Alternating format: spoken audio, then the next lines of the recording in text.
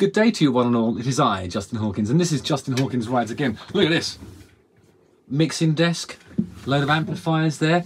Does it remind you of anybody? This is like, I feel like a proper music YouTuber now. Anyway, today I'm going to ask you the question, speaking of music and speaking of, you know, computers and all that sort of stuff, is AI going to destroy the music trade as we know it? There's a lot of musicians who seem to think so, and they want it to stop. So this one's about AI. Justin Hawkins rides again.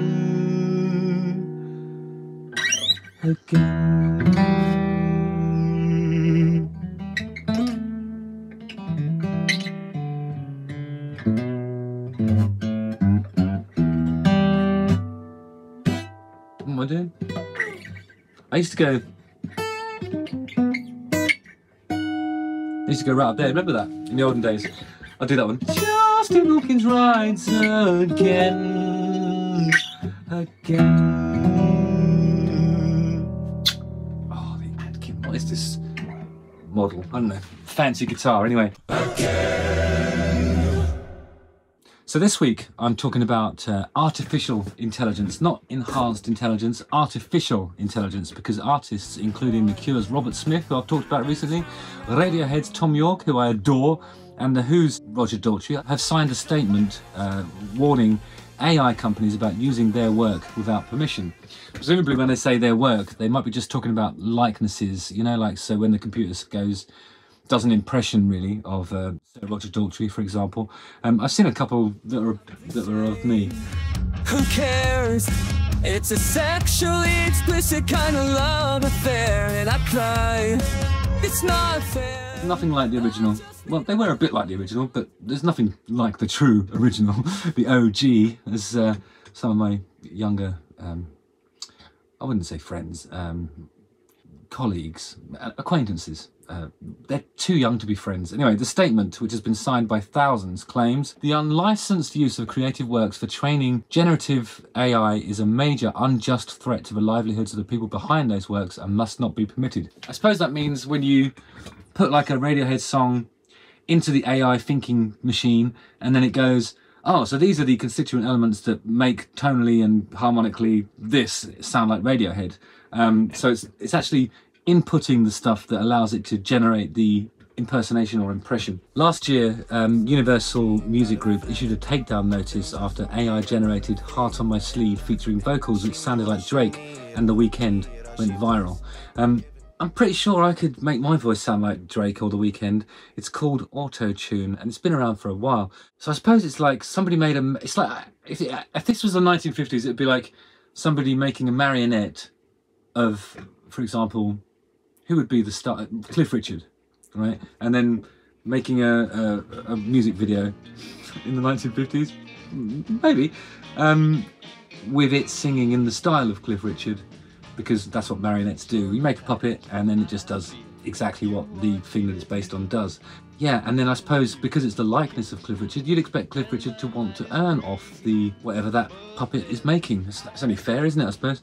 Anyway, Grimes allowed fans to use an AI-generated version of her voice on new tracks, offering to split the royalties 50-50. That's actually pretty fair, isn't it? I mean, I suppose if for some bizarre reason or by some complete coincidence, it's that thing of like, you know, when they say like if you put like 1 million monkeys at typewriters for long enough, then they'll come up with the complete works of Shakespeare. There's a possibility that AI might vomit up a reasonable song at some point, you know, which makes everybody want to listen to it. And then if it's kind of using your likeness and you're going to earn off that, then that's just free money, isn't it? I think that's a really smart thing to do.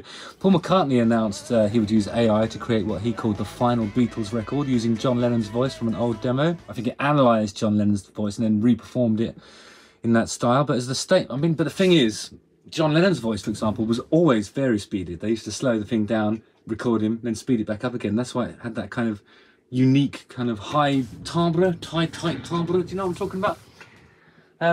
No, neither do I. Hang on a sec.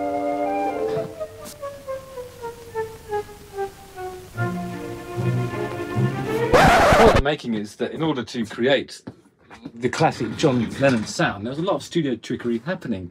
It's not like, you know, not like me where I just stand at the microphone and, well, actually, It's just changed though, isn't it? Isn't that an argument? It's just, it's natural. Stuff changes. These are all just tools. You know, this is quite an archaic piece of equipment, the mixing desk, you know. Even amplifiers are outdated. Most people use amp simulators, but you know, to simulate something, there must be that. You must have that in the first instance, you know. So I think people will still want amps, won't they? My house is full of amps. If anyone wants an amp, just give me a shout. Hit me up. Anyway, it's at this point in the episode that I'm advised to strum a thoughtful chord before I segue into a conclusion. Because when I came up with the idea to do an episode on the threat posed by AI to the music industry musicians, I thought I would ask an AI tool.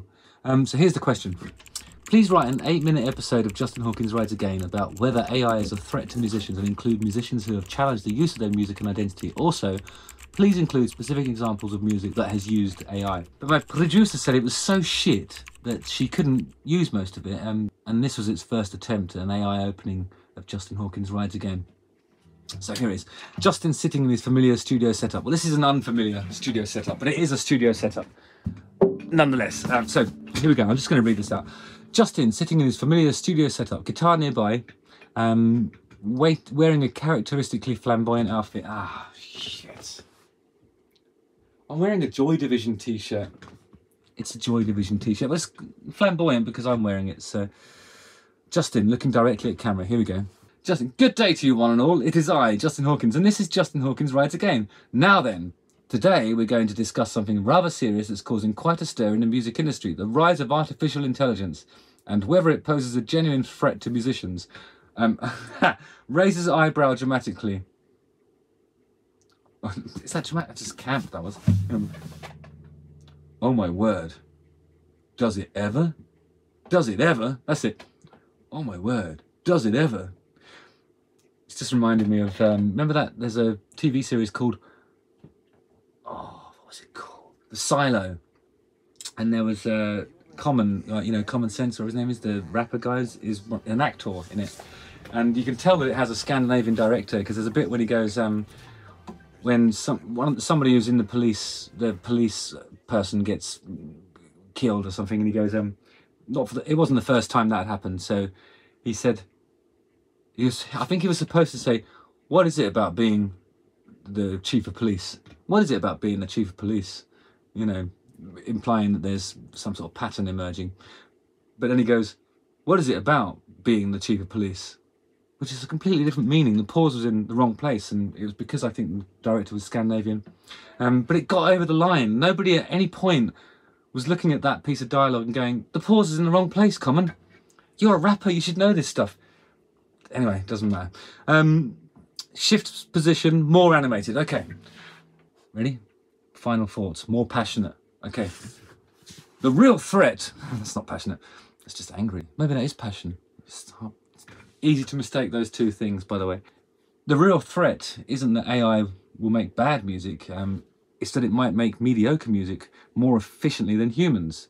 It's that record companies might think, why pay for session musicians when AI can do it cheaper? It's that young artists might never get the chance to develop their craft because an algorithm can produce something good enough. Do you know what? Okay, moving away from what the AI has spat out there, I don't think mediocrity is going to be an issue, or it's certainly not a new issue, because it doesn't matter how much of this gear or that gear or how many computers you've got, people are going to come up with mediocre music.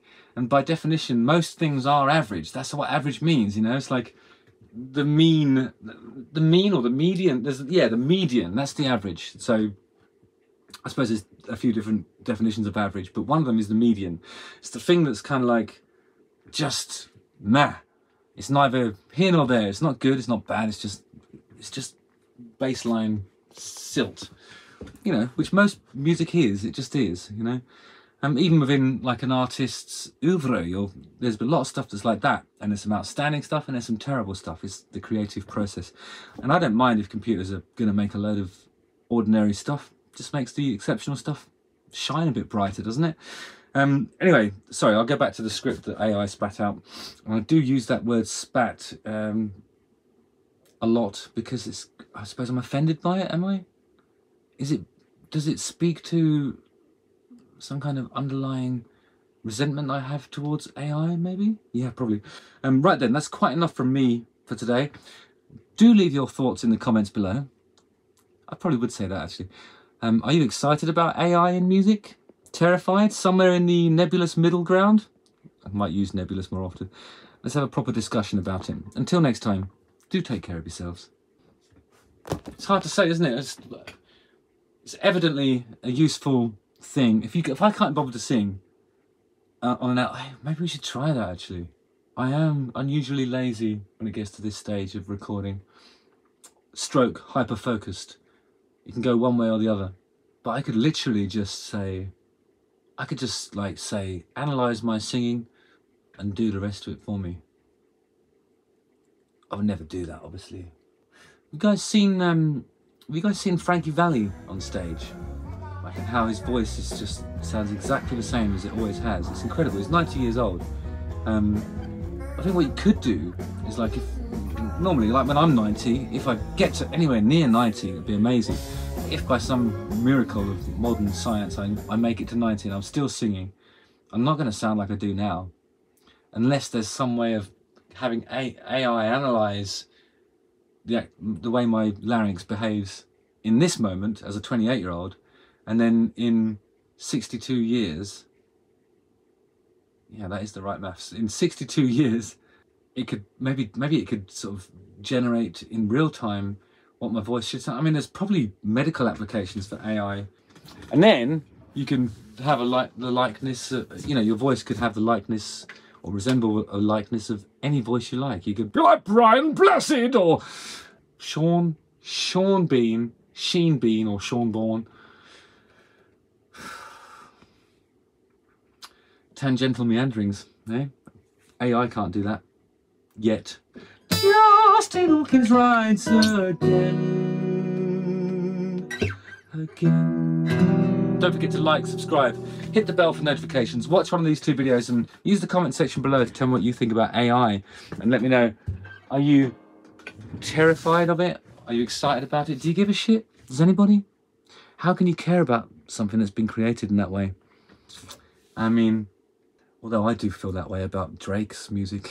So, as far as mediocrity in music goes, we're already there, guys. We've already made it. Mediocre is just a thing that's always existed. And if this machine only makes mediocre stuff, fantastic, because exceptional bands like The Darkness, whose next album, Dreams on Toast, comes out in March, will shine brighter because there's so much of this sewage around. So yeah, nice one.